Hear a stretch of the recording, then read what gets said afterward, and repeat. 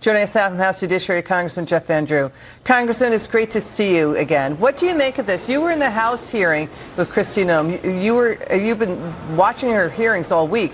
What do you think drove her firing? The president reassigned her as a special envoy to a new security initiative for the Western Hemisphere. Why do you think she was let go? You know, you can't know all what went into his decision, all the different factors. But I think if you were to look at what we've done on the border, there's phases to this. The first phase over this past year has been shutting the border down. And she did do well with that. We shut the border down. We've been very effective. We don't have the constant flow of criminals into our country. I think we're now going into a phase where we're going to work surgically to make sure that we get the criminals that are deeply rooted, that are a little harder to find. We're going to work at making sure that we do it in such a way that there isn't a lot of community activity or concern about how it's done or where it's done. I think we're going to refine what we've done in the past. So I'm not going to find a lot of fault with her. We certainly can find fault with anybody, and I don't understand everything about the ad campaign either, to be truthful with you. But now is the time to move on and focus on the issue at hand.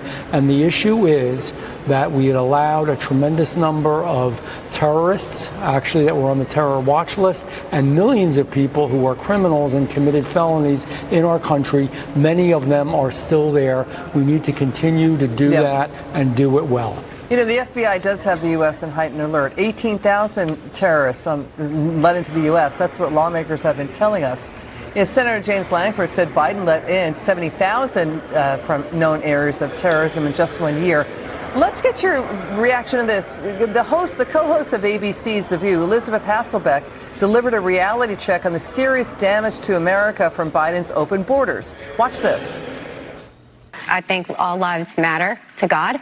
And we're in uncommon times, so we need to have uncommon sense about things like this. Yes, there will be mistakes made, but I think if Kristi Noem were up for promotion right now and she put forward the statistics that 0 illegals released into the U.S. for 10 months straight have not crossed, okay, that nearly 3 million aliens have left the United States, that we have the lowest murder rate in 125 years, that fentanyl trafficking is down 56% at the border. We need a strong border, especially now with our current global situation.